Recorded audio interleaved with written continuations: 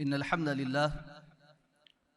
لله رب العالمين والعاقبة للمتقين والصلاة والسلام على سيد الأنبياء والمرسلين نبينا محمد وعلى آله وأصحابه ومن تبعهم بإحسان إلى يوم الدين. الحمد لله الذي هدانا لهذا وما كنا لنهتدي لولا أن هدانا الله. رب اشرح لي صدري ويسر لي أمري واحلل عقدة من لساني يفقه قولي. اللهم انفعنا بما علمتنا وعلمنا ما ينفعنا وزدنا علما. أما بعد فأعوذ بالله من الشيطان الرجيم. بسم الله الرحمن الرحيم. وما محمد إلا رسول قد خلت من قبله الرسل أفإن مات أو قتل انقلبتم على أعقابكم ومن ينقلب على عقبيه فلن يضر الله شيئا وسيجزي الله الشاكرين. وقال الله تبارك وتعالى إنك ميت وإنهم ميتون.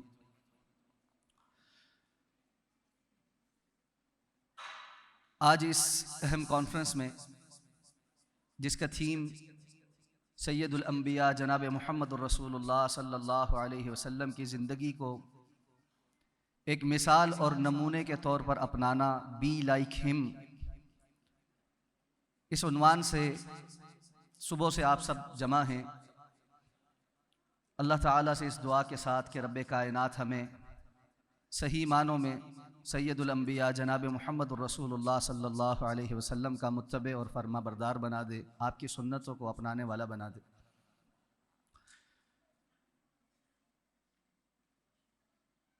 20 یا 22 اپریل 571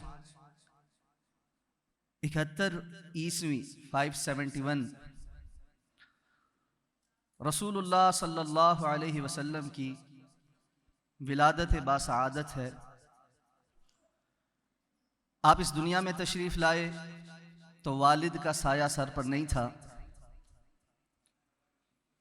دادا اور والدہ کی شفقت میسر آئی، جو چند سالوں میں اس دنیا سے رخصت ہو گئے. 6 سال کی آپ کی عمر تھی. سفر کے دوران والدہ بھی چل بسیں. اللہ رب العزت نے زندگی کے اگلے مراحل کے لیے چچا کی محبت عطا فرمائی، اور پھر 25 سال کی عمر میں ام المؤمنین حضرت خدیجہ رضی اللہ تعالی عنہ آپ کے لیے ایک مونس، آپ کے لیے ایک سہارا بن کے آپ کی زندگی میں تشریف لائیں. لیکن زندگی میں جلد ہی یہ دونوں سہارے بھی ایک ہی سال میں، جو سال عام الحزن کہلایا، آپ صلی اللہ علیہ وسلم کی زندگی سے رخصت ہوئے. آپ کا کردار صادق اور امین کا لقب پانے والے جب لا الہ الا اللہ کی دعوت دیتے ہیں تو وہی لوگ آپ کو مجنون، ساحر، شاعر اور دیگر القابات سے نوازتے ہیں. لیکن رسول اللہ صلی اللہ علیہ وسلم یا ایھا المزمل اور یا ایھا المدثر قم فانذر، ان احکامات کی بجا آوری میں زندگی کی ذاتی مشاکل اور آزمائشوں کو پس پش ڈالتے ہوئے اللہ کے دین کی یہ دعوت لے کر اٹھتے ہیں. مکہ والے انکار کرتے ہیں تو طائف تشریف لے جاتے ہیں.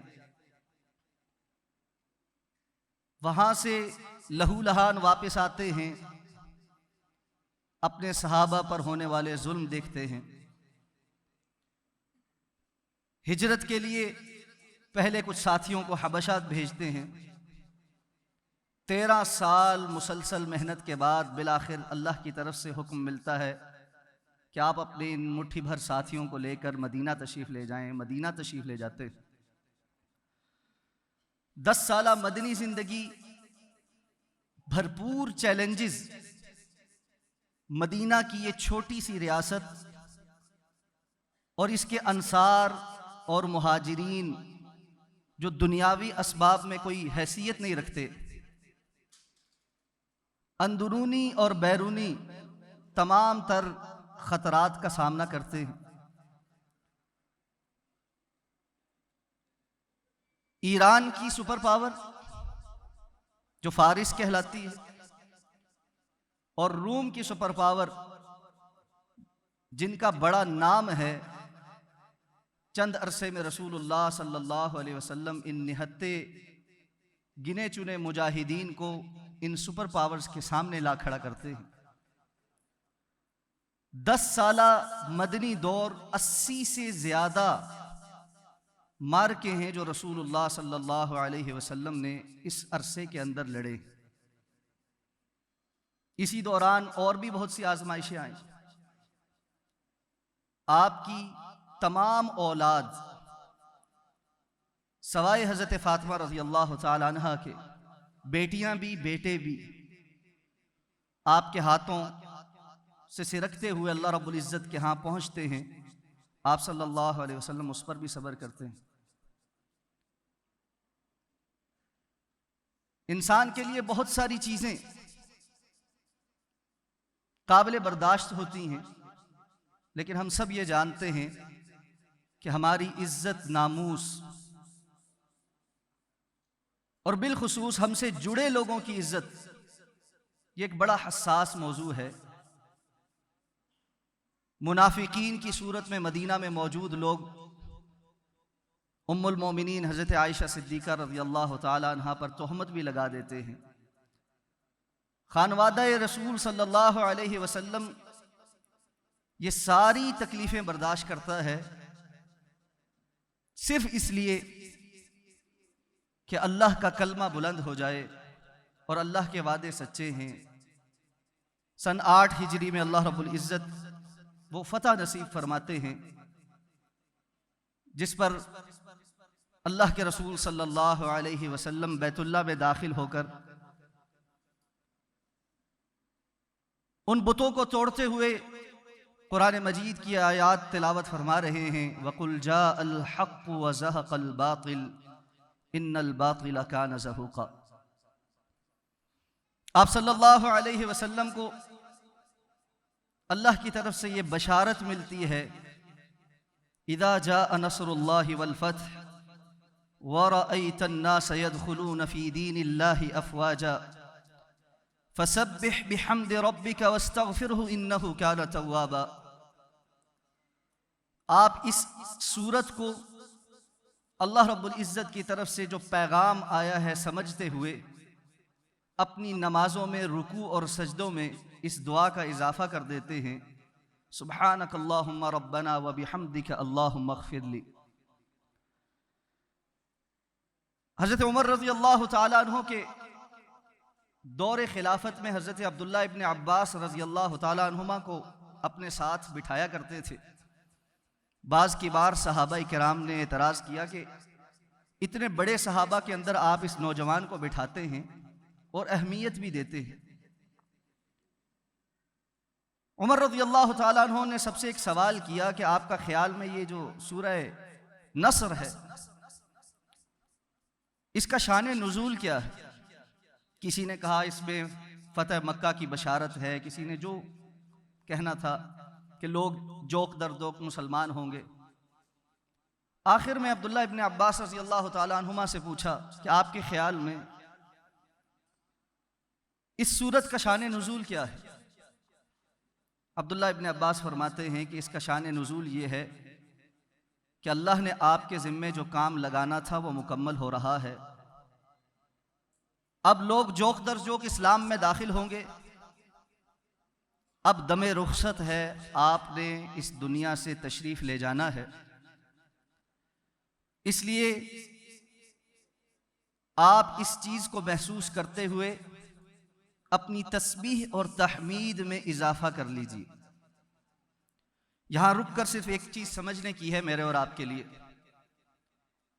امام الانبیاء جناب محمد الرسول اللہ صلی اللہ علیہ وسلم کی ساری زندگی آخرت کی لیے ہی تھی، ایک ایک لمحہ دین کے لیے وقف تھا،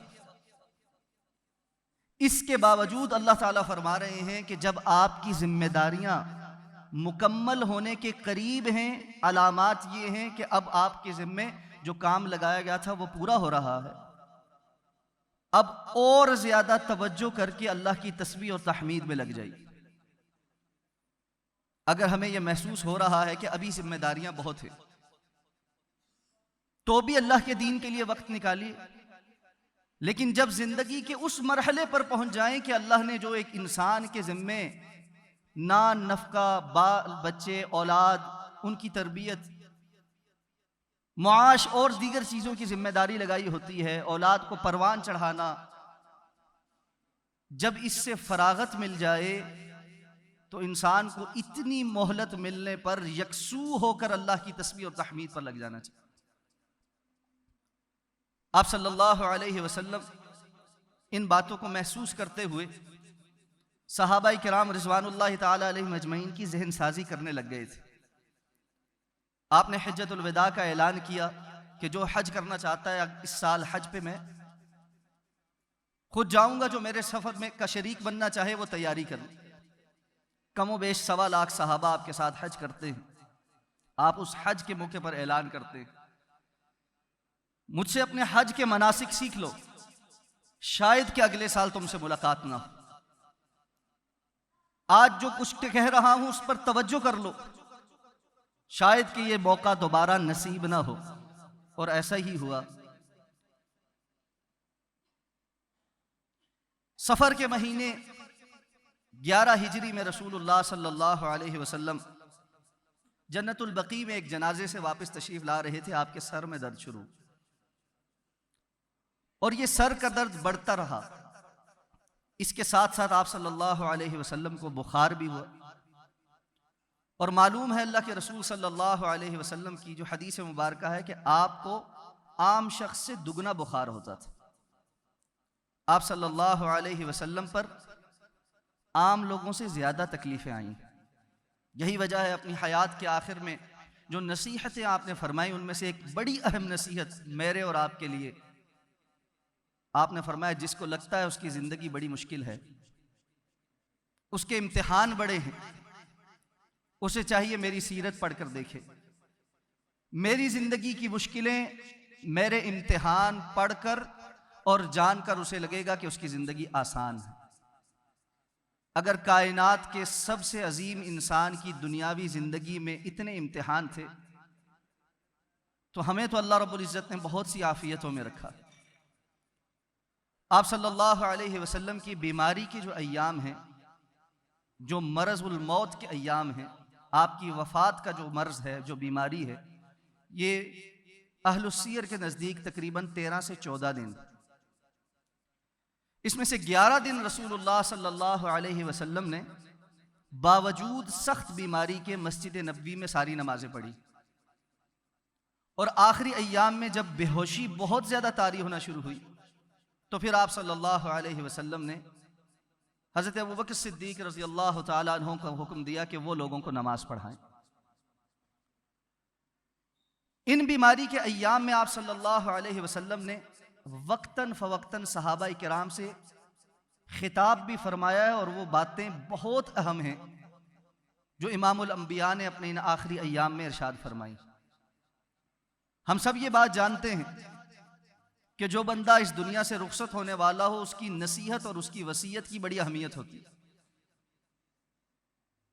جانے والے سید الانبیاء ہوں، امت کے لیے آپ کا درد کسی سے مخفی اور پوشیدہ نہیں۔ آپ اپنے آخری ایام میں، آخری خطابات میں اپنی امت کے لیے جو باتیں ذکر فرمائیں گے یقیناً وہ بڑی قابل اعتنا ہوں۔ ان خطابات میں سے چند باتیں اختصار کے ساتھ آپ کے سامنے رکھنا چاہتا ہوں۔ آپ صلی اللہ علیہ وسلم ایک دن اپنی ایک زوجہ محترمہ کے گھر گزارتے تھے اور دوسرا دن دوسری، اور اسی طرح سب کا ایک ایک دن مقرر تھا۔ بیماری کے ان ایام میں آپ روزانہ پوچھتے تھے کہ آج کس کی باری ہے، آج کس کے ہاں مجھے جانا ہے۔ اس بات کو محسوس کرتے ہوئے امہات المومنین نے آپ صلی اللہ علیہ وسلم کو یہ اختیار دیا کہ وہ کسی ایک زوجہ محترمہ کے ہاں قیام فرما لیں تاکہ آپ کو اس بیماری کے اندر تکلیف نہ سہنی پڑے۔ رسول اللہ صلی اللہ علیہ وسلم حضرت فضل بن عباس اپنے چچا کے بیٹے اور حضرت علی رضی اللہ تعالیٰ عنہ کے کندھوں پر ہاتھ رکھ کے ام المؤمنین حضرت عائشہ صدیقہ رضی اللہ تعالیٰ عنہ کے حجرہ میں تشریف لے آئے۔ آپ کی زندگی کے آخری ایام سیدہ کائنات حضرت عائشہ صدیقہ رضی اللہ تعالیٰ عنہ کے حجرے میں گزرے۔ صحابہ کرام آپ کی خیریت دریافت کرنے بھی تشریف لاتے، نمازوں کے اوقات میں آپ صلی اللہ علیہ وسلم مسجد میں بھی تشریف لے جاتے۔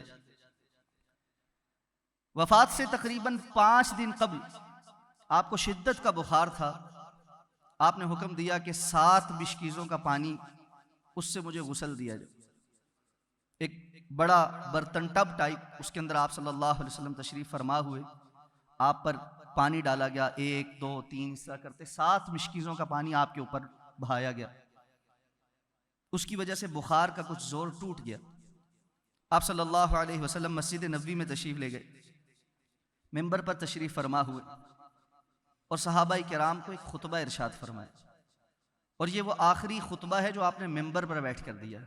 اس کے علاوہ باقی جتنی بھی آپ کی گفتگو ہے اس دنیا سے تشریف لے جانے سے پہلے، وہ اپنے حجرے میں ہے یا صحابہ کرام کے ساتھ ویسے گفتگو ہے، لیکن خطاب کی صورت میں ممبر پر تشریف فرما ہو کر یہ آپ کی آخری گفتگو ہے۔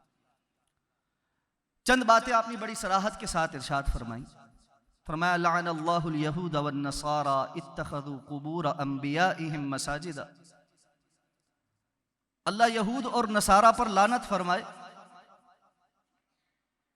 اپنے انبیاء کی قبروں کو انہوں نے عبادت گاہ بنا لیا، مسجد بنا لی۔ اور آپ نے دعا بھی فرمائی اللہم لا تجعل قبری وثنا یعبد، یا اللہ میری قبر کو ایک بت خانہ نہ بن جائے جہاں اس کی عبادت کی جائے۔ رب کائنات نے آپ کی یہ دعا قبول فرمائی ہے، اور اللہ کے رسول صلی اللہ علیہ وسلم کی قبر پر عبادت کرنے کی اجازت نہیں ملی، وگرنہ جو امت اور جو قوم ہر 1 کلومیٹر کے دائرے میں 10 قبریں 10 مقبرے سجا کر بیٹھتی ہو، اس کے لیے رسول اللہ صلی اللہ علیہ وسلم کی قبر کی عبادت کرنا یہ بڑا آسان تھا۔ اس کے بعد آپ صلی اللہ علیہ وسلم نے لوگوں کو نصیحت فرمائی، آپس کے تعلقات کو بہتر کرنے کا حکم دیا، اور امام الانبیاء اپنے آپ کو لوگوں کے سامنے پیش فرما رہے ہیں، اگر میں نے کسی کے ساتھ کوئی زیادتی کی ہے آج مجھ سے بدلہ لے لے، اگر میں نے کسی کو مارا ہے تو وہ آج مجھے پورا بدلہ لے سکتا ہے، مار سکتا ہے، کوئی بات کہی ہے آج بدلہ لے سکتا ہے۔ یہاں رک کر مجھے اور آپ کو یہ سوچنا ہے کہ اس قدر اعلیٰ اخلاق جس کی گواہی رب کائنات قرآن مجید میں دیں وَإِنَّكَ لَعَلَىٰ خُلُقٍ عَظِيمٍ، اس کے باوجود آپ اس دنیا سے تشریف لے جانے سے قبل یہ بات ارشاد فرمائیں کہ کہیں کوئی بات اگر ہو گئی ہے تو اس دنیا میں مجھ سے بدلہ لے لیجئے، آخرت میں بدلہ دینا ممکن نہیں رہے گا۔ صحابہ کرام رو رہے ہیں۔ آپ صلی اللہ علیہ وسلم نے ظہر کی نماز پڑھائی، ظہر کے بعد پھر منبر پر تشریف فرما ہوئے۔ پھر آپ صلی اللہ علیہ وسلم نے ارشاد فرمایا کہ جھگڑے اور عداوت سے متعلق جو کچھ میں نے پہلے کہا ہے میں اس کو دوبارہ دہراتا ہوں کہ انسان کو جھگڑا اور عداوت ختم کر دینی چاہیے۔ اس کے بعد آپ صلی اللہ علیہ وسلم دوبارہ اپنے آپ کو پیش کیا کہ کسی کا کوئی معاملہ ہے تو ابھی جو ہے مجھ سے مطالبہ کر سکتا ہے۔ ایک صحابی اٹھے، انہوں نے کہا اللہ کے رسول صلی اللہ علیہ وسلم فلاں موقع پر آپ نے مجھ سے 3 درہم لیے تھے، وہ ابھی تک واجب الادا ہے۔ آپ نے فضل بن عباس رضی اللہ تعالیٰ عنہ کو اس بات کا حکم دیا کہ ان کے 3 درہم ادا کیے جائیں۔ اندازہ لگائیے کہ اس بات کی کتنی اہمیت ہے کہ اپنے معاملات کو سمیٹنا اور اس بات کو یقینی بنانا کہ لوگوں کے حقوق انسان کی ذمہ واجب نہ ہوں۔ اس کے بعد آپ صلی اللہ علیہ وسلم نے لوگوں کو انصار کے بارے میں وصیت فرمائی. آپ نے فرمایا کہ یہ انصار جو ہے یہ میرے دل کا ٹکڑا ہے، اور انہوں نے سب کا حق ادا کیا ہے، ان کے حقوق باقی رہ گئے ہیں. پھر آپ صلی اللہ علیہ وسلم نے فرمایا کہ لوگ بڑھتے جائیں گے اور انصار گھٹتے جائیں گے. آپ نے فرمایا ان کے نیک لوگوں کو تم قبول کرنا، اور ان سے اگر کوئی غلطی ہو جائے تو اس سے تجاوز کر. اس کے بعد آپ صلی اللہ علیہ وسلم نے اہل بیت کے بارے میں وصیت فرمائی کہ میرے اہل بیت کا خیال کرنا، اور بار بار دہرا کے فرمایا کہ میرے اہل بیت کا خیال کر. اصحاب السیر نے آپ صلی اللہ علیہ وسلم کے انہی ایام کے اندر کچھ اور خطبات بھی نقل کیے ہیں جن میں کتاب و سنت سے تمسک، اور آپ کا یہ فرمان کہ میں تمہیں ایک ایسے راستے پر چھوڑ کر جا رہا ہوں جس کی راتیں بھی دن کی طرح روشن. اس کے بعد آپ صلی اللہ علیہ وسلم ام المومنین حضرت عائشہ صدیقہ رضی اللہ تعالی عنہ کے حجرے میں تشریف لے گئے. نماز کے لیے مشکل سے تشریف لاتے، اور پھر ایک دن صحابہ کرام کو مخاطب ہو کے ارشاد فرمایا ان اللہ تعالی خیر عبدا ما بین الدنیا وما عنده فاختار ذلك العبد ما عند اللہ. اللہ تعالیٰ نے ایک بندے کو اس بات کا اختیار دیا کہ جو کچھ دنیا میں ہے وہ اسے لے لے، یا جو اللہ کے پاس ہے اسے چن لے. اس بندے نے جو کچھ اللہ کے پاس ہے اس کو چن لیا. ابو سعید خدری رضی اللہ تعالیٰ عنہ فرماتے ہیں ہم یہ بات سن رہے تھے کہ ابو بکر صدیق رضی اللہ تعالیٰ عنہ فرمانے لگے کہ اللہ کے رسول صلی اللہ علیہ وسلم ہم، ہمارے ماں باپ، ہماری جان اور مال آپ پر قربان ہو جائے. اور اس کے بعد رونے لگ گئے.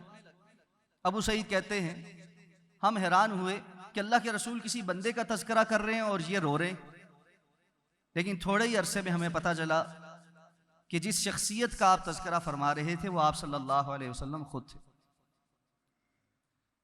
آپ صلی اللہ علیہ وسلم نے حضرت ابوبکر صدیق رضی اللہ تعالیٰ عنہ کے متعلق بھی وصیت فرمائی. آپ نے فرمایا مجھ پر جن لوگوں کے اپنے جان اور مال کے اعتبار سے سب سے زیادہ احسانات ہیں ان میں سے ابو بکر ہیں. اور آپ نے فرمایا اگر میں کسی کو اپنا خلیل بناتا اللہ کے سوا تو وہ ابو بکر ہوتا، لیکن میرا اور ان کا آپس کا اسلامی اخوت کا تعلق اور محبت کا تعلق. پھر آپ نے حکم فرمایا کہ مسجد نبوی میں جتنے دروازے ہیں جو دوسرے لوگوں کے ناموں سے منسوب ہیں ان کے گھروں کی طرف کھلتے تھے وہ سب بند کر دیے جائیں سوائے حضرت ابوبکر صدیق رضی اللہ تعالیٰ عنہ کے دروازے جو آج بھی کھلا. اس کے بعد آپ صلی اللہ علیہ وسلم وفات سے 4 دن پہلے اپنے گھر پر حجرے میں تشریف فرما ہیں. صحابہ کرام تشریف لائے. آپ نے کچھ وصیتیں فرمائیں. ان میں سے پہلی وصیت یہ تھی کہ یہود و نصارہ اور مشرکین کو جزیرہ عرب سے باہر نکال دیا جائے. دوسری نصیحت یہ تھی کہ جو وفود آ رہے ہیں جس طرح میں ان کا اکرام کرتا ہوں یہ اکرام کا سلسلہ بعد میں بھی جاری رہے. صحابی بیان کرتے مجھے تیسری بات بھول گئی. ایک اور روایت میں شاید یہ الفاظ ہیں کہ اللہ کے رسول صلی اللہ علیہ وسلم نے فرمایا نماز اور تمہارے زیر دست لوگ جو ہیں ان کا خیال رکھنا. علیحدہ سے بھی آپ نے آخر میں یہ نصیحت فرمائی تھی، اس پر بات کرتے. جمعرات مغرب کی نماز آپ صلی اللہ علیہ وسلم نے مسجد نبوی میں خود جماعت سے پڑھائی اور اس میں سورہ والمرسلات عرفا کی تلاوت کی. عشاء کی نماز کے لیے جب وقت ہوا تو آپ صلی اللہ علیہ وسلم پر بے ہوشی طاری ہو گئی. افاقہ ہوا. آپ نے پوچھا لوگوں نے نماز پڑھ لی؟ کہا نماز نہیں پڑھی. اٹھنے لگے، وضو کرنے کی ارادہ کیا لیکن پھر بے ہوشی آ گئی. اس طرح 3 مرتبہ ہو اور بالآخر آپ نے حکم دیا کہ مروا ابا بکر فلیصلی بالناس، ابو بکر کو حکم دیں کہ وہ لوگوں کو نماز پڑھائیں. حضرت ابو بکر صدیق رضی اللہ تعالیٰ عنہ نے آپ کی زندگی میں مدینہ مسجد نبوی میں 17 نمازوں کی جماعت کروائی.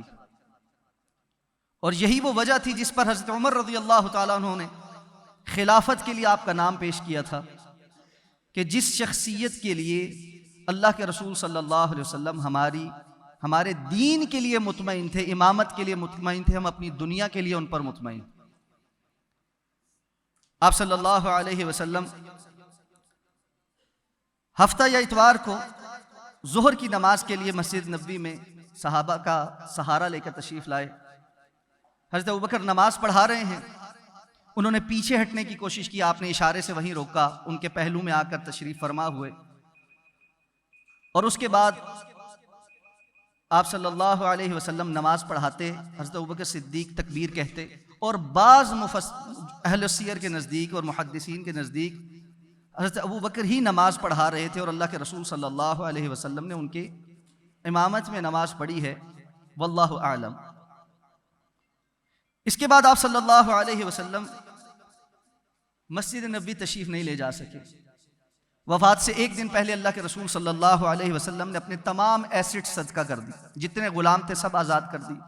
آپ کے پاس 7 دینار تھے، آپ نے وہ صدقہ کی، اپنے ہتھیار مسلمانوں کو تحفہ دے دیے، ہبہ کر دیے، اور جس رات آپ کی وفات ہوئی ہے ام المومنین حضرت عائشہ صدیقہ رضی اللہ تعالی عنہا نے تیل جلانے کے لیے پڑوس سے ادھار مانگا تھا۔ آپ کی زرہ ایک یہودی کے پاس 75 کلو جو کے عوض رہن رکھی گئی تھی، لیکن آپ صلی اللہ علیہ وسلم اس دنیا سے جاتے ہوئے اپنے پاس کوئی مال اور اسباب جمع شدہ پیچھے نہیں چھوڑ کر گئے تھے۔ ہمارے لیے بہت سارا سوچنے کا موقع ہے کہ ساری زندگی بتانے اور سب کچھ کرنے کے بعد اسلام نے ہمارے لیے مقرر کیا ہے کہ کم از کم جانے سے قبل ہم 1/3 کے متعلق تو وصیت کر سکتے۔ ہمیں اپنے مال میں سے اپنے لیے آگے کچھ ضرور بھیجنا چاہیے۔ رسول اللہ صلی اللہ علیہ وسلم کا آخری دن فجر کی نماز کے لیے آپ صلی اللہ علیہ وسلم نے حجرے کا جو پردہ ہے وہ سائڈ پر کیا۔ صحابہ کو محسوس ہوا کہ آپ صلی اللہ علیہ وسلم تشریف لانے والے ہیں۔ صحابہ کہتے ہیں ہمیں اتنی خوشی ہوئی کہ آپ صحت مند ہو گئے ہیں کہ شاید کہ آپ ابھی مسجد نماز کے لیے آئیں گے، ہم نماز ہی توڑ دیتے، لیکن آپ نے پردہ واپس گرا دیا، ہمت نہ ہوئی مسجد جانے کی۔ اس نماز کے بعد اگلی نماز کا وقت نہیں آیا۔ ام المومنین حضرت عائشہ صدیقہ فرماتی ہیں کہ آپ نے حضرت فاطمہ رضی اللہ تعالیٰ عنہ کو بلایا، آپ نے ان کے کان میں کوئی بات کہی، وہ رونے لگی۔ تھوڑی دیر بعد پھر کوئی بات کہی تو وہ مسکرائیں۔ کہتی ہے میں نے بعد میں ان سے پوچھا تو انہوں نے فرمایا کہ اللہ کے رسول نے مجھے پہلے یہ خبر دی تھی کہ میں اسی مرض کے اندر اس دنیا سے چلا جاؤں۔ یہ سن کر میں رونے لگی۔ دوسری بات جو آپ نے مجھے فرمائی وہ یہ تھی کہ میرے خانوادے میں سب سے پہلے تم اس دنیا سے رخصت ہو کر میرے پاس آؤ گی۔ اس بات پر مجھے خوشی ہوئی اور میں اس پر مسکرائی۔ رسول اللہ صلی اللہ علیہ وسلم ام المومنین حضرت عائشہ کو فرماتے ہیں کہ خیبر کی دن جو مجھے زہر دیا گیا تھا یہود کی طرف سے، اس کی کاٹ مجھے اس وقت جسم میں محسوس ہو رہی ہے، مجھے لگتا ہے کہ میری رگیں جاں کٹ جائے گی اس سے۔ اللہ رب العزت نے آپ صلی اللہ علیہ وسلم کو شہادت کا مرتبہ بھی عطا فرمایا۔ یہی صورتحال تھی کہ آپ نے آخری بات جو لوگوں سے کہی ہے زبان مبارک سے، وہ کیا ہے؟ الصلاۃ والصلاۃ وما ملکت ایمانکم۔ لوگوں، نماز نماز اور تمہارے زیر دست لوگ۔ امت نے جو نماز کا حال کیا ہے وہی زیر دست لوگوں کا حال بھی کیا ہے۔ نماز کی فکر بھی کسی کو نہیں ہے، کمزور لوگوں کی فکر بھی کسی کو نہیں ہے۔ زیر دست کون کون ہے؟ ہمارے گھر والے، ہماری بیوی، ہمارے بچے، ہمارے ملازمین، گھر کام کرنے والی مجبور خواتین، ہمارے دفتر میں ہمارے سبارڈینیٹس، ہر وہ بندہ جس پر ہمارا حکم چلتا ہے، جس کو ہماری بات مجبوراً ماننی پڑتی ہے، وہ ہمارے زیر دست ہیں۔ اور ان زیر دست لوگوں کے متعلق اللہ کے رسول صلی اللہ علیہ وسلم نے آخری وصیت کی ہے۔ اور آپ نے اپنی زندگی میں صحابی کو کہا تھا، انہوں نے کہا میں اپنے غلام کی غلطی کو دن میں کتنی مرتبہ درگزر کیا کروں؟ آپ نے فرمایا 70 مرتبہ۔ 24 گھنٹے میں ایک ملازم کتنی دفعہ غلطی کرے تو 70 بنتی؟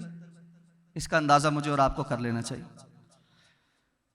ام المومنین حضرت عائشہ فرماتی ہیں آپ صلی اللہ علیہ وسلم میرے ساتھ ایسے میرے سینے پہ ٹیک لگائے، آپ کمر اللہ کے رسول صلی اللہ علیہ وسلم کی ایسے، ام المومنین پیچھے آ کے بیٹھی ہیں ٹیک لگائے ہوئے، اور بخار جو ہے وہ شدت کا ہے، ایسے میں آپ کی نظر ایسے سامنے بار بار جا رہی، کہتی ہیں میں نے دیکھا تو حضرت عبد الرحمن بن ابی بکر حضرت عائشہ کے بھائی مسواک کر رہے تھے، مجھے محسوس ہوا آپ کو مسواک شاید چاہیے، میں نے کہا آپ کو میں مسواک دوں، آپ نے اشارہ کیا، عبد الرحمن بن ابی بکر سے مسواک لے کر کہتی ہیں میں نے اپنے منہ میں چبا کر نرم کر کے دی۔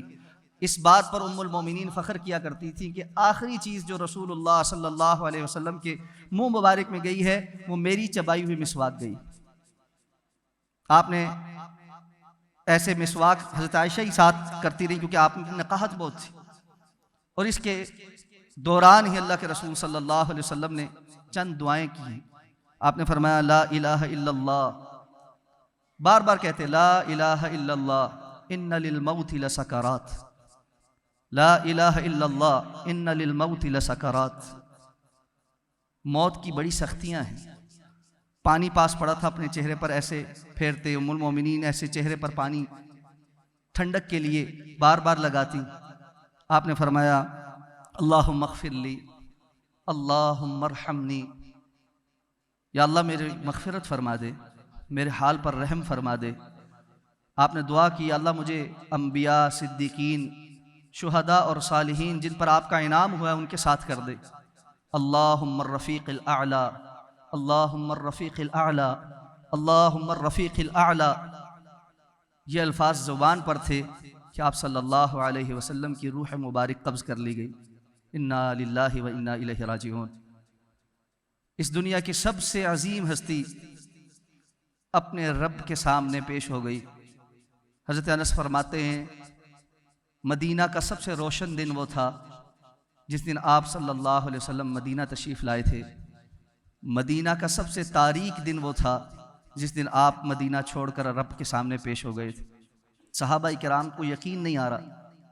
عمر رضی اللہ تعالیٰ عنہ فرماتے ہیں جو کہے گا کہ اللہ کے رسول صلی اللہ علیہ وسلم فوت ہو گئے میں اس کی گردن اڑا دوں۔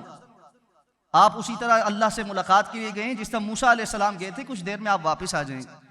ابوبکر صدیق رضی اللہ تعالیٰ عنہ جو مدینہ سے باہر اپنی ایک اور زوجہ کے احوال پتہ کرنے گئے تھے، فوراً واپس آئے، حجرے میں داخل ہوئے، چہرے پر چادر تھی، وہ چادر ہٹائی، آپ کے ماتھے پہ بوسہ دیا، اور ساتھ میں فرمایا اللہ کی قسم اللہ آپ پر دو موتیں کبھی جمع نہیں کرے گا۔